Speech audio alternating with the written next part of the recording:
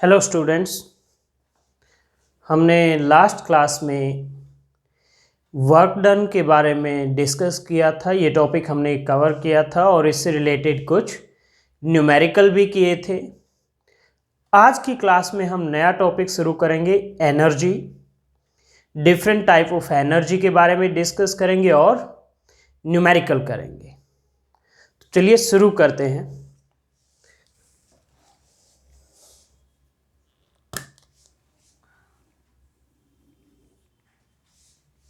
Energy, सबसे पहले हम एनर्जी को डिफाइन करेंगे। एनर्जी को कैसे डिफाइन करेंगे? एनर्जी होती है कैपेसिटी टू डू वर्क और एबिलिटी टू डू वर्क। अगर कोई ज़्यादा काम कर सकता है तो हम कहते हैं इस पर्सन के पास ज़्यादा एनर्जी है, और जो कम काम कर सकता है उसके पास कम एनर्जी है। तो एनर्जी क्या है? It is ability of a body to do work. It is ability of a body to do work.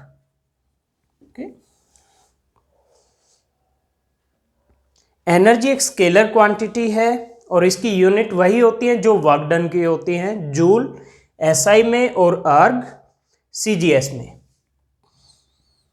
It is a scalar quantity,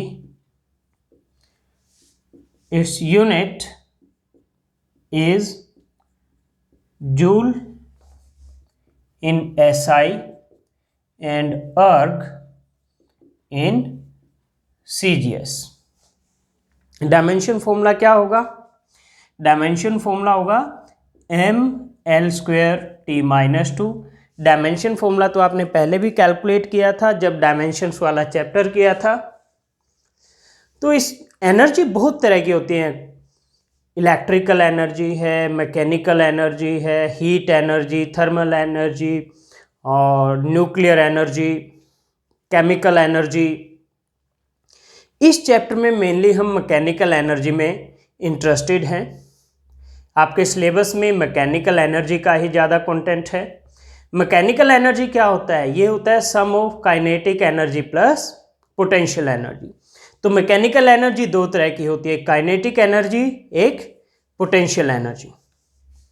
तो नेक्स्ट है mechanical energy. Mechanical energy, mechanical energy क्या है?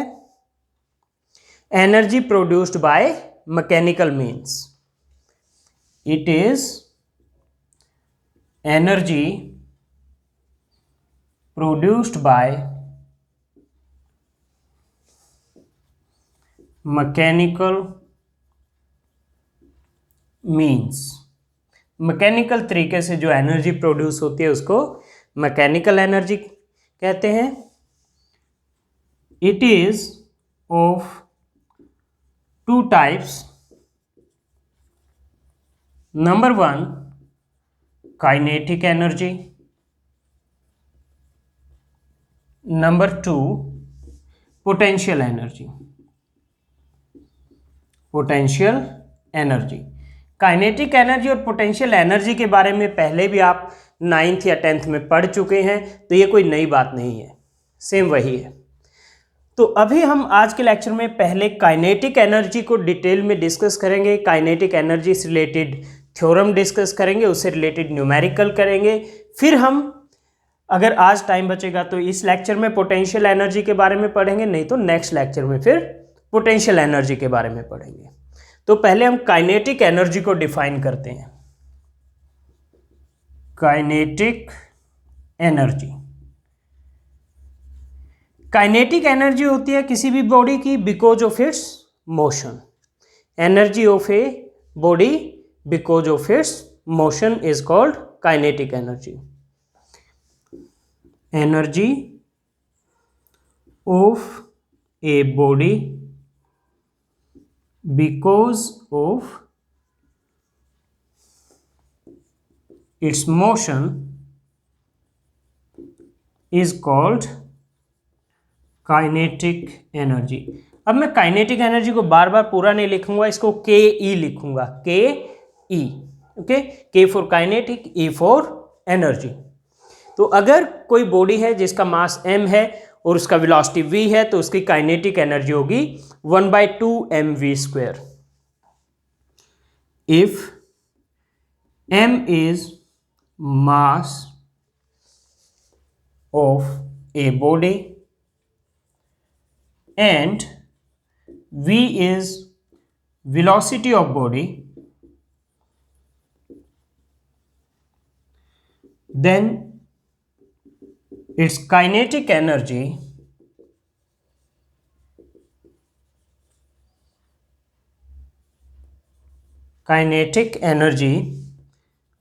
ke, it will be half mv², half mv²। मैं क्या करता हूं, ऊपर भी m से मल्टीप्लाई करता हूं तो m² हो जाएगा, v²/2, और नीचे m से मल्टीप्लाई कर दिया, ऊपर भी m से मल्टीप्लाई कर दिया। आपका मोमेंटम p होता है mv, तो ये क्या हो जाएगा p²। आपका p किसके इक्वल होता है, mv के, तो m² v² क्या हो जाएगा p²। तो you can write it p²/2m। तो आप ये वाला फॉर्मूला भी लिख सकते हैं, ये वाला भी, ये वेलोसिटी की टर्म में, ये मोमेंटम के टर्म में।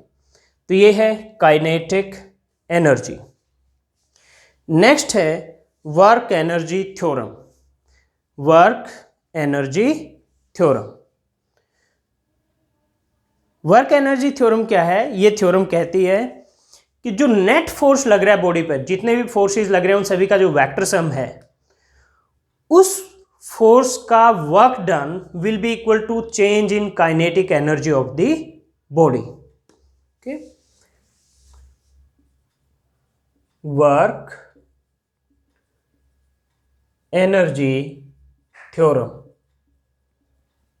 तो इसको कैसे डिफाइन करेंगे, it states that work done by net force on a body is equal to change in its kinetic energy. It states that work done by net force on a body is equal to, is, ये S है, is equal to, ये मैं इस दोबारा लिख देता हूं इसमें, is equal to change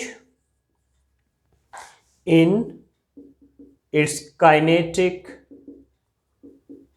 energy. तो वर्क डन क्या होगा, change in kinetic energy of the body. मान लीजिए u है initial speed, initial speed, v है फाइनल स्पीड, फाइनल स्पीड। ये स्टूडेंट्स, ये इस तरीके से मैं u लिखता हूं, और यहां इस कॉर्नर पे अगर ये ऐसे लूप बन रही है, ऐसे लूप, तो ये v है। यहां लूप नहीं बन रही है, u है, और ये यहां ऐसे लूप बन रही है तो ये v है। तो प्लीज u और v में आपको कंफ्यूज नहीं होना है। तो इसको मैं कैसे लिखूंगा, चेंज इन काइनेटिक एनर्जी क्या होगा, half mv², final kinetic energy क्योंकि v फाइनल स्पीड है, minus half mu², u initial speed है तो ये initial kinetic energy, is equal to work done. Work done होता है F.d। तो ये है आपकी वर्क एनर्जी थ्योरम। अब हम इसको प्रूव करेंगे, पहले हम कांस्टेंट फोर्स के लिए करेंगे और फिर वेरिएबल फोर्स के लिए।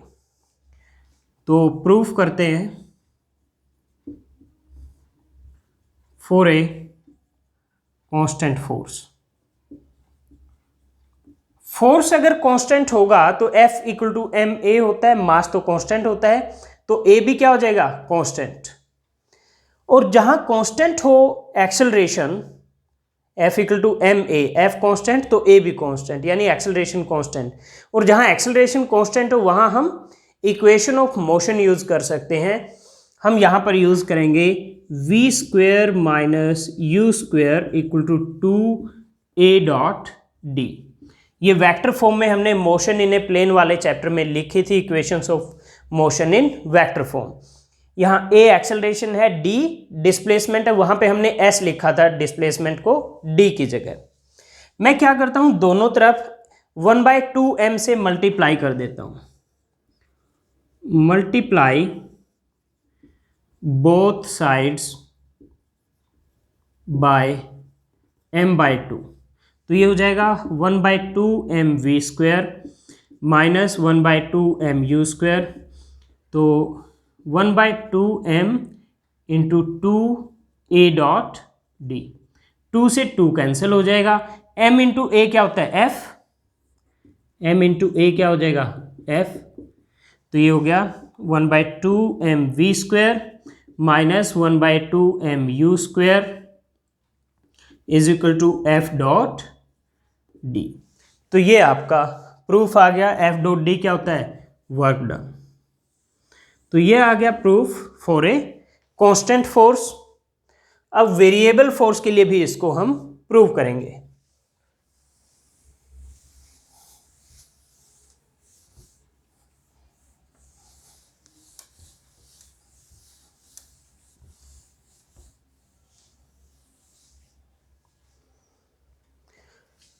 तो कांस्टेंट फोर्स के लिए अब वर्क एनर्जी थ्योरम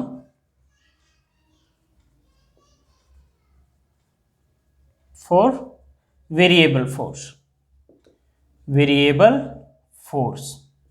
तो हमें क्या प्रूव करना है, work done is equal to change in kinetic energy. Variable force को हम Fx से लिखते हैं, लास्ट क्लास में भी हमने डिस्कस किया था। ये एक वेरिएबल फोर्स है, यानी जिसकी वैल्यू डिस्प्लेसमेंट x के साथ चेंज हो रही है। तो वर्क डन क्या होगा, it will be Fx dx। ये वर्क डन हो जाएगा आपका, ये भी हमने लास्ट क्लास में डिस्कस किया था। F होता है ma और ma होता है आपका dv बाय dt। तो मैं इसको लिख देता हूं m dv by dt into dx, और इसको लिख दिया m dv, और ये जो dt है मैंने dx के नीचे लिख दिया dx by dt। dx by dt क्या होता है, ये होता है v वेलोसिटी, तो m dv into v is equal to dw। So dw is m, ये v यहां पहले लिख दिया मैंने dv। ये आ गया work done in A displacement dx। अगर आपको इनिशियल xi से xf तक वर्क डन निकालना है तो क्या करना पड़ेगा, अब इसको इंटीग्रेट करना पड़ेगा। तो net work done variable force का क्या होता है, integration xi to xf fx dx। अब जो fx dx है ये रहा आपका fx dx, ये मैंने प्रूव कर दिया। ये तो किसके इक्वल आ गया, आपका mv dv के इक्वल आ गया। fx dx mv dv के इक्वल आ गया है। अब वेरिएबल आपका x से v में कन्वर्ट हो गया, डिस्प्लेसमेंट से वेलोसिटी में, और वेलोसिटी की लिमिट क्या है, initial speed u final speed v। तो लिमिट हो जाएगी इनिशियल लिमिट फाइनल लिमिट। अब इसको इंटीग्रेशन कर दो तो m यूं की यूं रहेगा, v का इंटीग्रेशन क्या आएगा, v square by 2 limit u से v। ये कैसे आया, इंटीग्रेशन v dv। अगर आपको ध्यान है हमने इंटीग्रेशन किया था, इंटीग्रेशन x dx क्या आता है, x स्क्वेयर बाय 2 प्लस एक कांस्टेंट आता है, लेकिन यहाँ लिमिट दी हुई है तो ये कांस्टेंट सी इसमें नहीं आएगा, और मास कांस्टेंट है, ये वैसे मल्टीप्लाई है तो मल्टीप्लाई ही रहेगा। अगर आपको इंटीग्रेशन में कुछ भी डाउट है तो पहले आप इंटीग्रेशन वाला लेक्चर जरूर देख लीजिए। ओके, अब हम इसमें पहले v की ये वैल्यू रखेंगे, फिर माइनस करके v की जगह ये वैल्यू रखेंगे। तो m v की जगह ये वैल्यू सेम v है तो v square by 2 minus m v की जगह भी ये initial limit u square by 2। और ये क्या है, ये है आपकी final kinetic energy minus initial kinetic energy यानी डेल्टा के। डेल्टा के क्या है, चेंज इन काइनेटिक एनर्जी। के रिप्रेजेंट्स काइनेटिक एनर्जी हियर, यहां पर के काइनेटिक एनर्जी को रिप्रेजेंट करता है।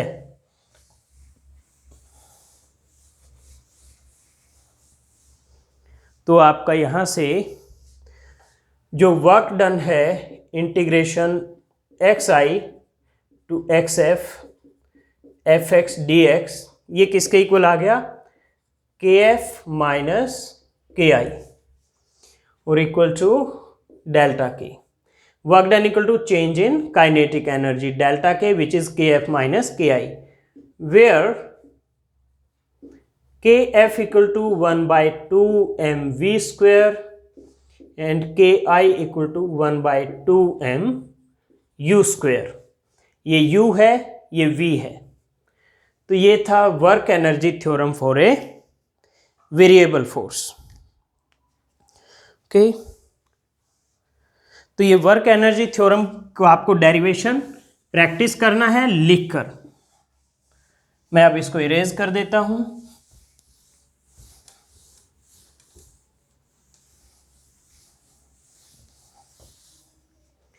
ओके, तो थ्योरी पार्ट हो गया। अब हम इससे रिलेटेड न्यूमेरिकल करेंगे। तो मैं पहले आपके लिए फर्स्ट न्यूमेरिकल लिख देता हूं।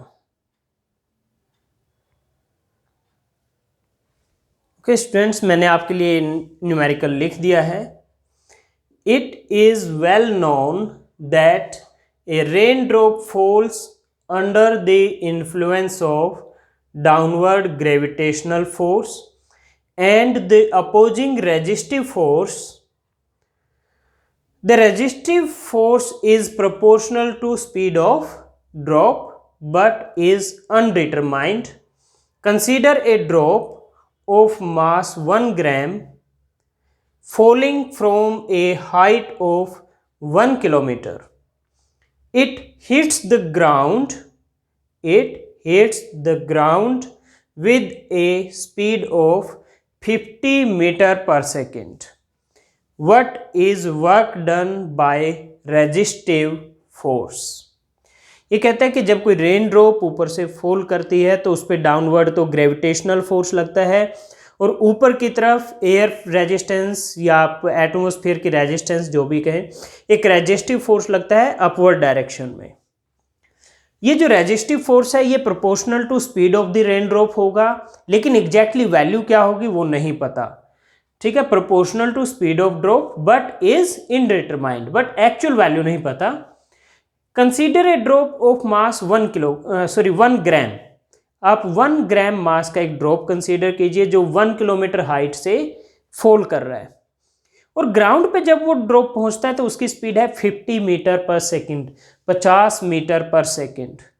What is work done by resistive force? तो जो रेजिस्टिव फोर्स है एटमॉस्फेयर की वजह से रेजिस्टेंस लग रही है, उसके वजह से जो फोर्स है उसका वर्क डन क्या होगा? तो हम वर्क एनर्जी थ्योरम यूज करेंगे। वर्क एनर्जी थ्योरम क्या कहती है? Change in kinetic energy will be equal to work done by gravitational force plus work done by resistive force. WG है work done by gravitational force, क्योंकि दो force लग रहे हैं, एक ग्रेविटेशनल एक रेजिस्टिव, और WR है work done by resistive force. तो पहले मैं डेल्टा के निकालूंगा। आपको दिया हुआ रेन ड्रॉप का मास है 1 ग्राम यानी 10⁻³ किलोग्राम। रेन ड्रॉप स्टार्ट करेगी जब तो इनिशियल वेलोसिटी क्या होगी? 0। फाइनली ग्राउंड पे जब वो पहुंचती है उसकी स्पीड है 50 मीटर पर सेकेंड। तो v की वैल्यू 50 आ गया मीटर पर सेकेंड में, और तो डेल्टा के आप यहां से निकाल सकते हो 1/2 mv square minus 1/2 mu square. 1/2 m की वैल्यू 10⁻³ वी स्क्वायर यानी 50 का स्क्वायर माइनस u की वैल्यू 0 है तो ये पूरी टर्म क्या हो जाएगी 0। तो इसको सॉल्व करो 1/2 इंटू 10⁻³ और 50 का स्क्वायर होता है 2500, 50 का स्क्वायर 2500। तो ये आपका आ जाएगा 2500/2 1250 इंटू 10⁻³ यानी 1.25 जूल। ये आ गया चेंज इन काइनेटिक एनर्जी, यानी इन दोनों के वर्क डन का सम इतना आना चाहिए। अब निकालते हैं work done by gravitational force. वो क्या होता है mgh। h दिया हुआ है 1 किलोमीटर, लेकिन क्योंकि ये सब मीटर में है तो इसको भी मीटर में, यानी 10⁻³ मीटर, 1000 मीटर। तो m की वैल्यू है 10⁻³ g की वैल्यू है 9.8 और h की वैल्यू है 10⁻+3। तो ये आपका आ जाएगा थोड़ा सा कॉम्प्लिकेशन से बचने के लिए हम एक काम करते हैं, g को 10 ले लेते हैं। मैं यहाँ लिख देता हूँ टेक g = 10 मीटर पर सेकेंड स्क्वायर। तो इसको अगर मैं 10 ले लेता हूँ तो 10⁻³ से +3 कैंसल, तो ये आ गया 10 जूल। और WR हमें पता ही नहीं है, तो मैं ये वैल्यू डेल्टा के और WG 1 में रख देता हूँ। पुट वैल्यू ऑफ डेल्टा के एंड WG इन 1। तो डेल्टा के है 1.25, WG है 10 प्लस WR, तो यहाँ से WR क्या आ गया 1.25 माइनस 10 माइनस 8.75 जूल। तो ये आ गया work done by resistive force. ये नेगेटिव क्यों आया? क्योंकि रेजिस्टिव फोर्स रेन ड्रॉप तो नीचे जा रही है और वो ऊपर लग रहा है रेजिस्टिव फोर्स आपका, तो यानी डिस्प्लेसमेंट डाउनवर्ड और फोर्स ऊपर। तो एंगल फोर्स और डिस्प्लेसमेंट के बीच में कितना हुआ 180 डिग्री। वर्क डन होता है F into D into cos theta. Theta 180 कोस 180 -1 होता है, तो इसलिए वर्क डन क्या है नेगेटिव। तो रेजिस्टिव फोर्स का वर्क डन नेगेटिव आएगा।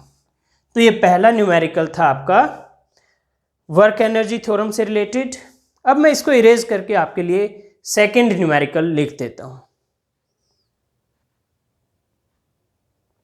ये मैंने नेक्स्ट न्यूमेरिकल लिख दिया। कई बार आपके एग्जाम में इस तरह का न्यूमेरिकल भी दिया जाता है। इसमें दिया है इफ लीनियर मोमेंटम, यानी जिसको आपने P से लिखा है P = mv, उसकी बात कर रहे हैं, उसको लीनियर मोमेंटम कहते हैं। If linear momentum of a body increases by 20%, what will be percentage increase in kinetic energy. अगर लीनियर मोमेंटम 20% बढ़ जाए तो काइनेटिक एनर्जी कितनी बढ़ेगी, ये आपको कैलकुलेट करना है। तो हम मान लेते हैं लेट इनिशियल मोमेंटम PI ये P के इक्वल है, तो फाइनल मोमेंटम क्या होगा,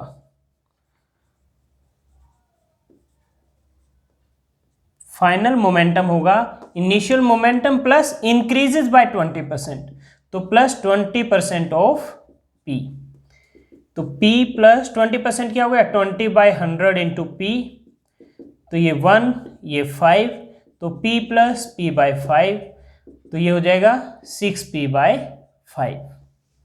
ठीक है, 5 एलसीएम ले लो, ऐड करो 6P/5, तो ये आपका PF आ गया फाइनल मोमेंटम।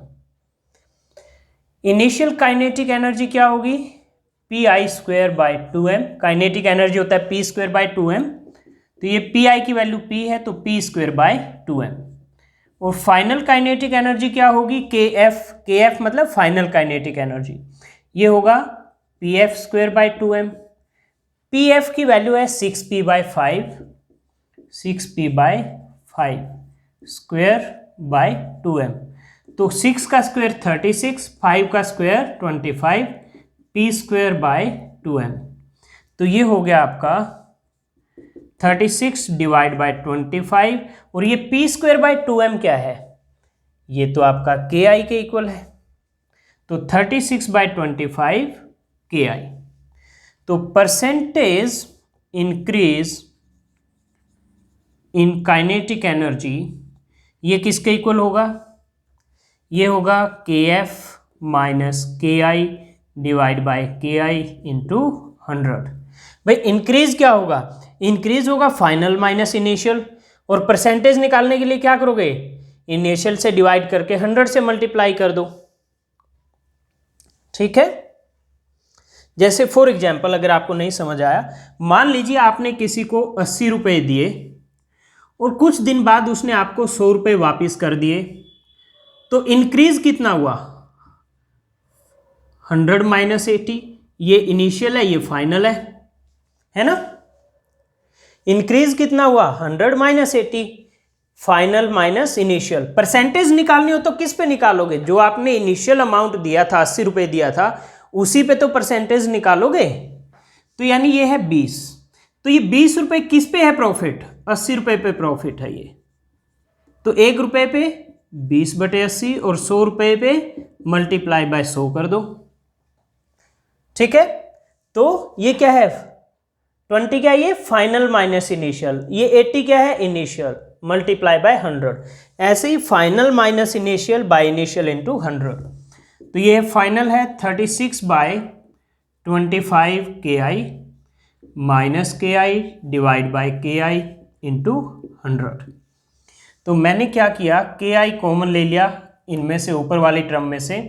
तो ये आ गया 36/25 minus 1 divide by KI into 100। KI से KI cancel. 36/25 minus 1 LCM 25।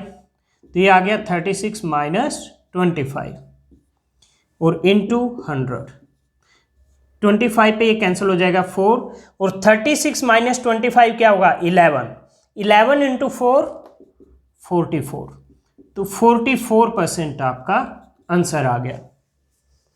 36 minus 25 11 into 4 44। तो increase in kinetic energy will B 44%। इसी तरह का एक न्यूमेरिकल और कहते हैं, क्योंकि ये काफ़ी इंपॉर्टेंट है, इस टाइप का न्यूमेरिकल एग्जाम में आता है। तो मैं पहले आपके लिए नेक्स्ट न्यूमेरिकल लिख देता हूं। ओके स्टूडेंट्स, मैंने नेक्स्ट न्यूमेरिकल लिख दिया आपके लिए। If kinetic energy of a body increases by 300%, what is percentage increase in linear momentum of body? Okay, हमारे पास है kinetic energy K equal to P²/2m। तो यहाँ से P क्या आ जाएगा आपका? 2m इधर मल्टीप्लाई हो जाएगा K के साथ, और स्क्वायर हटके इधर अंडर आ जाएगा। तो आपको let initial kinetic energy KI लिख देता हूं मैं, वो K है। तो फाइनल क्या होगी? फाइनल काइनेटिक एनर्जी KF, वो क्या है? इनिशियल प्लस 300% इंक्रीज, तो प्लस 300% ऑफ K। तो ये हो गया K प्लस 300%। 300% क्या हो जाएगा? 100% मतलब K, 300% मतलब 3K, है ना? तो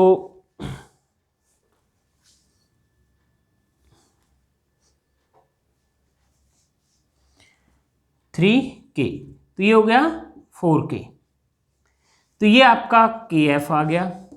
तो PI आपका है √2m KI, यानी √2m K, और PF क्या है? √2m KF। तो √2m KF की वैल्यू क्या है? 4K। तो इस 4 का अंडर रूट क्या आएगा? 2 आएगा, मैंने उसको बाहर लिख दिया। तो अंदर क्या बचेगा? 2mk,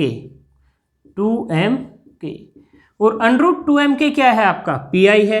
तो यानी PF क्या होगा? 2PI। तो परसेंटेज इंक्रीज इन मोमेंटम क्या आ जाएगा आपका? PF minus PI divide by PI into 100। P F minus P I by P I into 100। तो पी एफ है 2 pi minus P I divide by P I into 100। तो ये P I common ले लो, तो ये बच गया 2 माइनस 1, या फिर आप सीधा लिखो 2 pi माइनस पी आई क्या हो जाएगा, P I divide by P I into 100। तो पी आई से पी आई आपका कैंसिल हो गया, तो क्या बच गया 100, यानी कितना हुआ 100%। तो increase in linear momentum is 100%। तो ये था आपका एक और numerical related to work energy theorem and kinetic energy. Okay students, मैं आपके लिए एक न्यूमेरिकल और लिख देता हूं, वो आपको खुद से प्रैक्टिस करना है।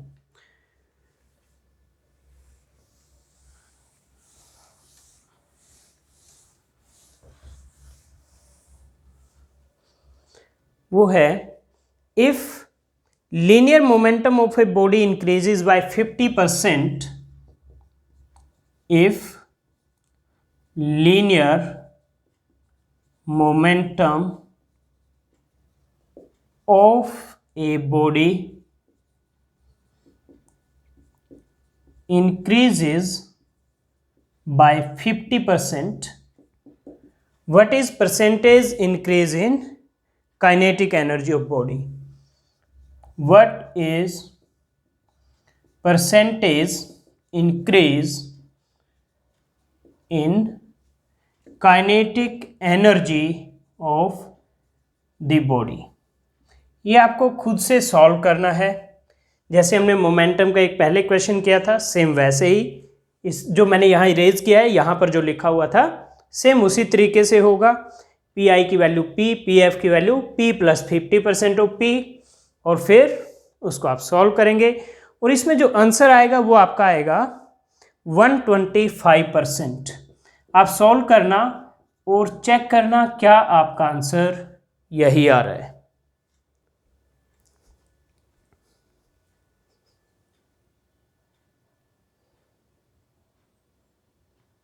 ओके स्टूडेंट्स, तो आज की क्लास में इतना ही। आज हमने काइनेटिक एनर्जी डिस्कस किया, वर्क एनर्जी थ्योरम डिस्कस की और उससे रिलेटेड कुछ न्यूमेरिकल किए हैं।